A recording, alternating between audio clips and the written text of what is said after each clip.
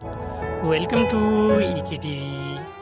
Today, a moderate magnitude 4.2 earthquake was recorded in Russia. The quake hits Russia today, 3rd May 2022, 3 p.m. local time at a very shallow depth. European Mediterranean Seismological Center is the first agency to report this quake with magnitude 4.2. German Research Center for Geosciences also report this quake with same magnitude. The exact magnitude, epicenter, and depth might be revised in next few hours or minutes.